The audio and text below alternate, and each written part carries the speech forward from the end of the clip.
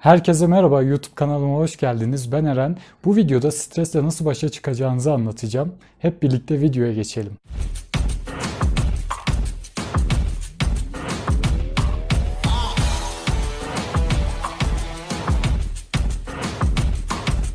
İlk maddemiz olarak stres zamanınızı iyi ayarlamanız lazım. Şöyle ki okula giderken mi streslisiniz yoksa sabah uyandığınızda mı daha çok streslisiniz veya iş hayatındayken daha çok mu streslisiniz? Bunu önce anlamanız lazım. Eğer bu zaman dilimini anlayamazsanız stresi yönetemezsiniz ve yönetemediğiniz stres sizi ele geçirir. Hayatın tadını alamazsınız ve hep mutsuz bir şekilde anlam aramaya çalışırsınız ve kontrolünüz dışında yaşarsınız. İkinci maddemiz ise spor yapmak. Egzersiz yapmayı her zaman unutuyoruz veya tembellikten yana olduğumuz için her zaman aksatıyoruz.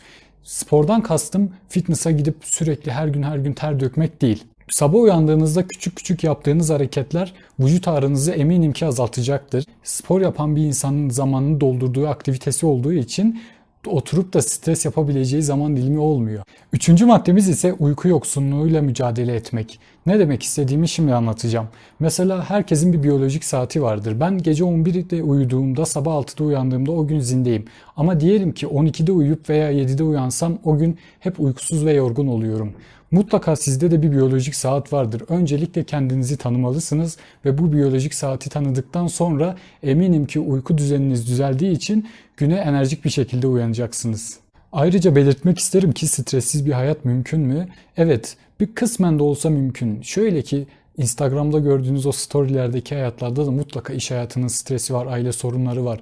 Ama önemli olan o dozajı ayarladıktan sonra stresi kontrol altına alıp yaşayabilmek. Sizin hayatınızda çoğunlukta stres varsa o zaman işte sorun vardır. Bir diğer maddemiz ise olayları nasıl çözdüğünüz ve ne tepki verdiğiniz. Şöyle ki eğer bir olayı çözünce hiddetle, kavgayla yaklaşıp o şekilde davranırsanız bu sizde olumsuz negatif etki bırakır ve ister istemez hissetmeseniz de sizde strese sebep olur.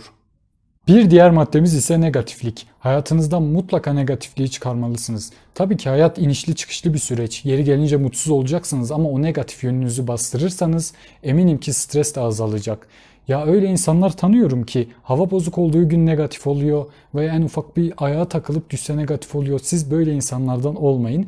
Çünkü hayata bir kere geliyoruz ve ne için yaşadığımız belli, ne yapacağımız belli, zamanımız kısıtlıyken değer mi bunlar için hayatını heba etmeye veya mutsuz yaşamaya?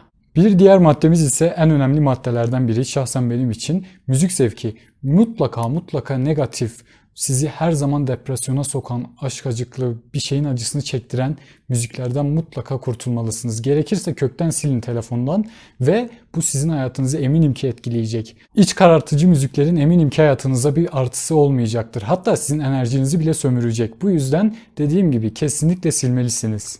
Bir diğer maddemiz ise boş zaman. Bildiğiniz gibi dolu zamanlarda stresle aramıza giren işler vardır. Ama boş zamanlarda peki durup kendi kendinize düşündüğünüzde daha çok stresli olursunuz. Boş zamanlarınızı mutlaka planlamalısınız. Ve sağlığınızın en önemli şey olduğunun farkında olun. Stresli olup mide ağrısı çekenleri tanıyorum. Stresli olup saçları dökülen, bir sürü sağlık problemleriyle karşılaşabilirsiniz. Hiçbir şey sizin sağlığınızdan daha önemli değil. Bunun farkında olduğunuz sürece her şeyi atlatabilirsiniz. En önemli maddelerden biri ise arkadaş çevresi. Bildiğiniz gibi arkadaşlarımız hayatımızı etkiliyor, ailemizi etkiliyor. Her alanda bizi etkileyen bir durum. Eğer hayatınızda negatiflere yönelik bir arkadaş varsa veya negatifliğe yönelik bir ortamdaysanız mutlaka ya ortamınızı değiştirin ya da arkadaşlarınızı. Eğer o negatif arkadaşlardan kurtulamazsanız onlar sizi sürükler ve hayatınızı mahveder. Bir diğer madde ise sorgulamak. Ne için stres yaptığını sorgulamalısın. Değiyor mu, değmiyor mu? Bunları farkına varırsan kendini kontrol edebilirsin. Kendini kontrol edebilen bir sen eminim ki stresle de başa çıkabilecektir. Bir diğer madde ise kitap okumak. Eminim ki kitap okumak seni stresten alıkoyar. Günde yarım saat veya 20 sayfa okuyacağın bir şey eminim ki sende değişiklik yaratacaktır. Olaylara bakış açın değişecek. Yeri gelince stresli oluşunu engelleyecek. Yeri gelince o boş zamanlarını doldurduğu için kendini daha iyi hissedeceksin. Kendime bir şeyler katabildim diyeceksin. Ve kitap okuma bunların dışında sana diksiyon da katacağı için mutlaka ihmal etmemelisin.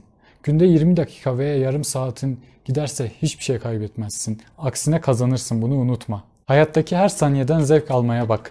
Her saniye değerli. Bak şu an bu videoyu izlerken bile saniyelerin nasıl geçtiğinin farkında değilsin.